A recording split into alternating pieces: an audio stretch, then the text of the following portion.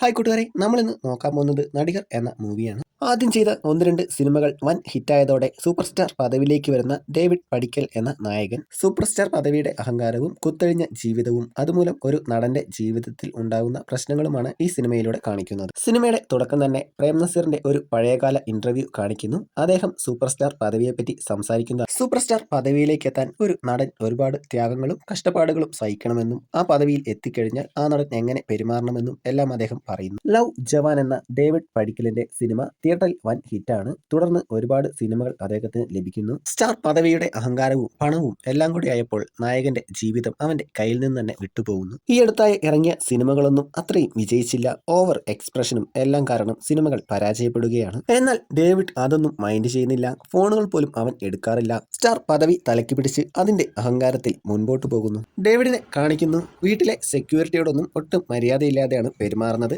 കുറച്ച് സൗമ്യമായി പെരുമാറുന്നത് മാനേജരോടും വീട്ടിലെ ഡ്രൈവറോടും മാത്രം. തുടർച്ചയായ പരാജയങ്ങൾ. ഒരു ഹിറ്റ് വേണം. അതിനുവേണ്ടി മാനേജർ നല്ല സംവിധായകന്റെ അടുത്ത സിനിമയിലെ ഡേവിഡിനെ നായകനാക്കാൻ കുറെ ആളുകളുടെ കാലുകളെല്ലാം പിടിച്ച് അവസരം വാങ്ങുന്നു. എന്നാൽ ആദ്യ ഷോട്ടിൽ തന്നെ ഡേവിഡും ഡയറക്ടറും തമ്മിൽ പ്രശ്നങ്ങൾ തുടങ്ങുന്നു. ഡയറക്ടർ വിചാരിക്കുന്ന പോലെയുള്ള ഭാവങ്ങളൊന്നും ഡേവിഡിന്റെ മുഖത്ത് വരുന്നില്ല. നീ ഒരു മരമാണോ, ഇമോഷൻസ് ഒന്നും വരുന്നില്ലല്ലോ എന്ന് പറഞ്ഞ് സെറ്റില് അത്രയും ആളുകളുടെ മുമ്പിൽ വെച്ച് ഡേവിഡിനെ അപമാനിക്കുന്നു. ഡേവിഡിന് അത് ഒട്ടും ഇഷ്ടപ്പെട്ടില്ല. ഇത്രയും സൂപ്പർ സ്റ്റാർ ആയ തന്റെ മുഖത്ത് ഇമോഷൻസും ഭാവങ്ങളും ഒന്നും വരുന്നില്ലെന്ന് പറഞ്ഞാൽ അതെങ്ങനെ സഹിക്കും? രണ്ടുപേരും തമ്മിൽ നല്ല വഴക്കാകുന്നു. ഡേവിഡ് ദേഷ്യത്തിൽ സെറ്റിൽ നിന്നും ഇറങ്ങി പോകുന്നു. ദേഷ്യത്തിൽ കാർ തിരിക്കുന്നതിന്റെ ഇടയിലെ ഷൂട്ടിംഗ് സെറ്റിലെ ഒരു സ്റ്റാഫിന്റെ കാലിലൂടെ വണ്ടി കയറുന്നു. സോഷ്യൽ മീഡിയയിൽ ഇതെല്ലാം വലിയ പ്രശ്നമാകുന്നു. തൽക്കാലത്തേക്ക് ഒന്ന് മാറി നിൽക്കാം എന്ന് വിചാരിച്ച് അവര് മൂന്നുപേരും കൂടെ ഡേവിഡിന്റെ ദുബായിലുള്ള കൂട്ടുകാരന്റെ അടുത്തേക്ക് പോകുന്നു. അവിടെ വെച്ച് അവരുടെ സംസാരത്തിനിടയിൽ താൻ എന്ന നടൻ എങ്ങനെയുണ്ടെന്ന് ഡേവിഡ് ചോദിക്കുന്നുണ്ട്. ഇപ്പോഴത്തെ ഈ ഉഴപ്പെല്ലാം നിർത്തി സിനിമയെ കുറച്ചുകൂടെ ആത്മാർത്ഥമായി കാണണം എന്നെല്ലാവരും പറഞ്ഞു കൊടുക്കുന്നുണ്ട്. സൂപ്പർ സ്റ്റാറിന്റെ പദവി കിട്ടാൻ ഒരുപാട് ആളുകൾ കൊതിക്കുന്നതാണ്. അതിനുവേണ്ടി താനിപ്പോൾ ഒന്നും ചെയ്യുന്നില്ല എന്ന് ഡേവിഡിന് മനസ്സിലാവുന്നു. എന്നാൽ പിന്നെ കുറച്ച് അഭിനയം പഠിച്ചു കളയാം എന്ന് ഡേവിഡ് തീരുമാനിക്കുന്നു.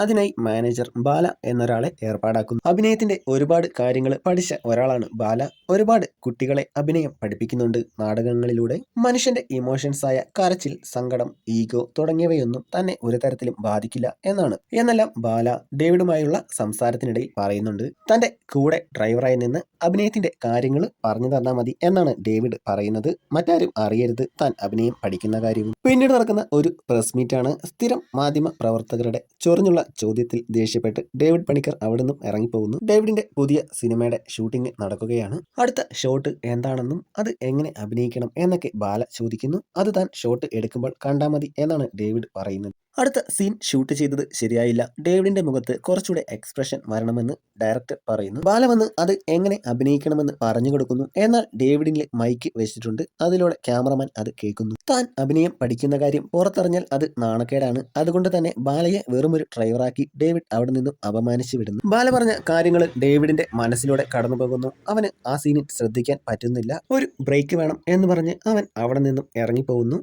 നേരെ ബാലയുടെ അടുത്തേക്കാണ് ചെല്ലുന്നത്. എന്നെ അഭിനയം പഠിപ്പിക്കാനൊന്നും നീ ആയിട്ടില്ല എന്ന് പറഞ്ഞ് അവർ തമ്മിലുണ്ടായിരുന്ന എഗ്രിമെന്റ് ഡേവിഡ് വലിച്ചു കയറി കളയുന്നു. ഡേവിഡിന്റെ ആദ്യകാല സിനിമയിലെ നായികയാണ് ആൻ. അവർ തമ്മിൽ ചെറിയൊരു റിലേഷനിലും ആയിരുന്നു. ഇപ്പോൾ അതൊന്നുമില്ല. ഡേവിഡിന്റെ മോശം സ്വഭാവം കാരണം അതെല്ലാം ബ്രേക്കായി. ഡേവിഡ് ആനിനെ വിളിച്ച് തന്നെ കൊണ്ടൊന്നും പറ്റുന്നില്ല, ഒന്നും ശരിയാവുന്നില്ല. സൂപ്പർ സ്റ്റാർ ആണെന്നുള്ള അഹങ്കാരം ഉപേക്ഷിച്ച് കൂടെയുള്ളവർ പറയുന്നത് കുറച്ചെങ്കിലും അനുസരിക്കാൻ നോക്ക്, എന്നാൽ എല്ലാം ശരിയാവും. ഡേവിഡ് ബാലയുടെ അടുത്തേക്ക് പോകുന്നു. അവിടെ സ്റ്റേജിൽ നാടകം നടക്കുകയാണ്. ഡേവിഡ് അതവിടെ ഇരുന്ന് കാണുന്നു. കുട്ടികളുടെ അഭിനയം കണ്ട് ഡേവിഡ് ബാലയെയും കുട്ടികളെയും അഭിനന്ദിക്കുന്നു. അവരുടെ പ്രശ്നങ്ങളെല്ലാം പറഞ്ഞ് സോൾവ് ചെയ്യുന്നു. അടുത്ത ഷൂട്ടിംഗ് സെറ്റ് കാണിക്കുന്നു. പറമ്പിൽ ജോലി ചെയ്യുന്ന സീനാണ് എടുക്കുന്നത്. ജോലിയുടെ ഇടയിൽ ഡേവിഡ് അതിലെ പുഴയിൽ തോണിയിലൂടെ പോകുന്ന ഒരാളുമായി സംസാരിക്കണം. എന്നാൽ ആദ്യ ടേക്കിൽ അത് ഓക്കെ ആയില്ല. ബാല ആ സീൻ എങ്ങനെ അഭിനയിക്കണമെന്ന് ഡേവിഡിന് പറഞ്ഞു കൊടുക്കുന്നു. ഡേവിഡ് അതുപോലെ ചെയ്യുന്നു. അതുകൊണ്ട് എല്ലാവർക്കും ഇഷ്ടമാകുന്നു. എല്ലാവരും കൈയടിക്കുന്നു. പിന്നീടുള്ള ഓരോ സീനുകളും ബാല പറഞ്ഞതനുസരിച്ച് ഡേവിഡ് നല്ലതുപോലെ അഭിനയിക്കുന്നു. തൊട്ടടുത്തുള്ള ലൊക്കേഷനിൽ ആൻ അഭിനയിക്കുന്ന സിനിമയുടെ ഷൂട്ടിംഗ് നടക്കുകയാണ്. ബാല അവിടെയും പോകുന്നുണ്ട്. ബാല ആനും അഭിനയത്തിന്റെ കുറച്ച് കാര്യങ്ങളൊക്കെ പറഞ്ഞു കൊടുക്കുന്നു. ആ കൂട്ടത്തിൽ ഡേവിഡിനെ അഭിനയം പഠിപ്പിക്കുന്നത് താനാണെന്നും പറയുന്നു. അടുത്ത സീൻ ഒരു സ്ഫോടനം നടക്കുന്നതാണ്. അതിൽ തന്റെ പെങ്ങൾ മരിക്കുന്നു. അത് കാണുന്ന ഡേവിഡിന്റെ മുഖത്ത് വരുന്ന ഇമോഷൻ അതാണ്. ബാലയുടെ ക്ലാസിന്റെ ഇടയ്ക്ക് അതൊന്ന് അഭിനയിച്ച് കാണിക്കാൻ ഡേവിഡ് പറയുന്നു.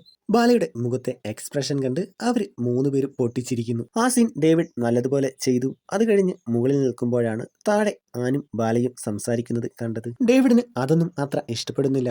ഡേവിഡ് അതിഥിയായിട്ടുള്ള ഒരു കോളേജ് ഫംഗ്ഷൻ കാണിക്കുന്നു. ഡേവിഡിനെ കണ്ടതിന്റെ ആവേശത്തിലാണ് കോളേജ് പിള്ളേരെല്ലാം. അതിനിടയിൽ ബാല നിൽപ്പുണ്ട്. തന്റെ സുഹൃത്താണ് ബാല, സ്റ്റേജിലേക്ക് വരൂ എന്ന് ഡേവിഡ് പറയുന്നു. എല്ലാവരും കൈയടിച്ച് ബാലയെ സ്റ്റേജിലേക്ക് വിടുകയാണ്. അതുകൊണ്ട് ഡേവിഡ് ബാലയോട് പറയുന്നു, കണ്ട സൂപ്പർ സ്റ്റാർ പദവിയുടെ പവർ. ഇതെല്ലാം ഒരു നിമിഷം കൊണ്ട് മാറും. ഡേവിഡിന്റെ സിനിമയിലെ ഏറ്റവും ഇഷ്ടപ്പെട്ട സീൻ ഏതാണെന്ന് ചോദിച്ചു നോക്ക്. ഡേവിഡ് അതുപോലെ ചോദിക്കുന്നു. എന്നാൽ പറയത്തക്ക അടിപൊളി സീൻസ് ഒന്നും ഇല്ലാത്തതിനാൽ പിള്ളേര് കുറച്ച് മോശമായിട്ട് സംസാരിക്കുന്നു. അതുവരെ കൈയടിച്ച പിള്ളേരെല്ലാം ഡേവിഡിനെ കളിയാക്കി കൂവി വിടുന്നു. ഡേവിഡിനെ ആദ്യമായി സിനിമയിലേക്ക് കൊണ്ടുവന്ന സംവിധായകന്റെ സിനിമയാണ് ഡേവിഡ് അടുത്തതായി ചെയ്യാൻ പോകുന്നത്. ഷൂട്ടിംഗ് നടക്കുന്നതിന്റെ ഇടയിൽ ഫുഡിന്റെ പ്രശ്നത്തിൽ അവിടെ വലിയൊരു വഴക്ക് നടക്കുന്നു. വഴക്കിന്റെ ഇടയിൽ സംവിധായകനെ ഒരുത്തൻ തള്ളുന്നു. അതുകൊണ്ട് ദേഷ്യം കയറിയ ഡേവിഡ് അവനെ കയറി തല്ലുന്നു. അത് വലിയ പ്രശ്നമാവുന്നു. എല്ലാം കഴിഞ്ഞ് രാത്രിയിൽ ഇവര് 4 പേരും സംസാരിച്ചുകൊണ്ടിരിക്കുകയാണ്. അതിനിടയിൽ ബാല പറയുന്നു, സിനിമ സെറ്റിലെ സൂപ്പർ സ്റ്റാറുകൾക്ക് വേറൊരു ഭക്ഷണം, താഴെയുള്ളവർക്ക് വേറൊരു ഭക്ഷണം, അങ്ങനെയുള്ള രീതി തന്നെ മാറ്റണം. അതൊക്കെ നാടകത്തിൽ എല്ലാവർക്കും ഒരേപോലെയുള്ള ഭക്ഷണമാണ്. അങ്ങനെയൊക്കെ ചെയ്താലേ നല്ലൊരു നടനാകാൻ പറ്റുള്ളൂ എന്നും ബാല പറയുന്നു. അത് കേട്ട് ഡേവിഡ് പറയുന്നു, ഞാൻ അങ്ങനെ ഈക്വാളിറ്റി ഒന്നും നോക്കാറില്ല. അതുകൊണ്ടാണല്ലോ ഞാൻ ഇവന്റെയൊക്കെ കൂടി ഇരുന്ന് കഴിക്കുന്നത്. ഇത് കേട്ട് അവന് നല്ലതുപോലെ ഫീൽ ആവുന്നുണ്ട്.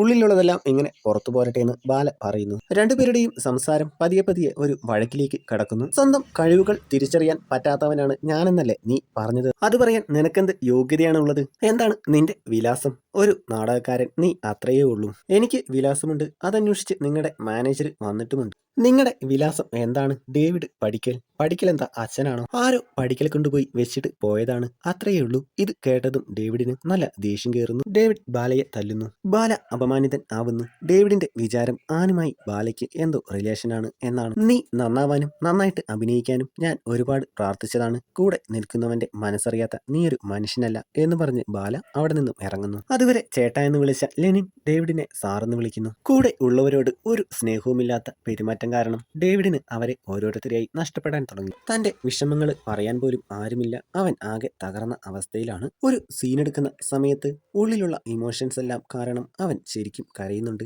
സൂപ്പർ സ്റ്റാർ പദവിയുടെ അഹങ്കാരമെല്ലാം പതിയെ പതിയെ അവനെ വിട്ട് പോകുന്നു. ലെനിൻ ആയിട്ടുള്ള പിണക്കമെല്ലാം അവൻ പരിഹരിക്കുന്നു. രണ്ടുപേരും ഇപ്പോൾ നല്ല കൂട്ടുകാരെ പോലെയാണ്. ഷൂട്ടിങ്ങിന്റെ ഇടയ്ക്ക് വെച്ച് വഴക്കിട്ട് പോയ ഡയറക്ടറുടെ വീട്ടിലെല്ലാം പോയി ആൾക്ക് ഇഷ്ടപ്പെട്ട കേക്കെല്ലാം വാങ്ങിക്കൊടുത്ത് ആ പ്രശ്നവും അവനങ്ങനെ പരിഹരിക്കുന്നു. ആന് ഇഷ്ടമുള്ള കേക്കൊക്കെ വാങ്ങി ആ പ്രശ്നവും പരിഹരിക്കാൻ ഡേവിഡ് ശ്രമിക്കുന്നുണ്ട്. എന്നാൽ ആ സമയത്താണ് ഒരാൾ അവനെ വിളിക്കുന്നത്. അയാൾ ഡേവിഡിനോട് പറയുന്നത് ഡേവിഡിന്റെ മുമ്പുണ്ടായിരുന്ന സിനിമയിലെ പോലെയാണ് അവന്റെ ജീവിതത്തിലും സംഭവിച്ചത്. അതുപോലെ തന്നെ അവനും അവന്റെ ജീവൻ അവസാനിപ്പിക്കാൻ പോവുകയാണെന്ന് പറയുന്നു. അത് കേട്ടതും വേറെ ഒന്നും നോക്കാതെ അവൻ വണ്ടിയുമായി അവിടേക്ക് പോവുകയാണ്. അയാളെ അവിടുന്ന് രക്ഷിച്ച് സ്വന്തം വീട്ടിലേക്കാണ് ഡേവിഡ് കൊണ്ടുവരുന്നത്. ബാലയുടെ വീട്ടിലേക്കും ഡേവിഡ് പോകുന്നു. താനൊരു സൂപ്പർ സ്റ്റാർ ആണെന്നുള്ള അഹങ്കാരം ഇപ്പോൾ ഒട്ടും തന്നെ ഡേവിഡിന്റെ മനസ്സിലില്ല. ബാലയുടെ വീട്ടുകാരും അടുത്തുള്ളവരും എല്ലാം വളരെ സന്തോഷത്തിലാണ്. അവസാനം ഡേവിഡ് ബാലയെ തന്റെ കൂടെ വിളിക്കുന്നു. എന്നാൽ ബാല പറയുന്നത്, ഇനി എന്റെ ആവശ്യമില്ല. ഒരു ആക്ടർക്ക് വേണ്ട എല്ലാ ഗുണങ്ങളും ഇപ്പോൾ നിങ്ങളുടെ അടുത്തുണ്ട്. എല്ലാം നിങ്ങൾ നേടിക്കഴിഞ്ഞു. പിന്നീട് മുടങ്ങിപ്പോയ സിനിമയുടെ ഷൂട്ടിംഗ് സൈറ്റാണ് കാണിക്കുന്നത്.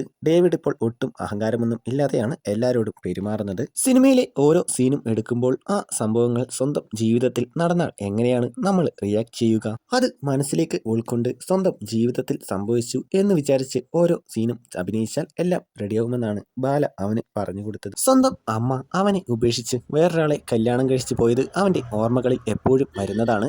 ഇപ്പോഴെടുക്കുന്ന സീന് ചെറുപ്പത്തിൽ അവനെ ഉപേക്ഷിച്ചു പോയ അവന്റെ അച്ഛനെ വലുതായപ്പോൾ കാണുന്നതാണ്.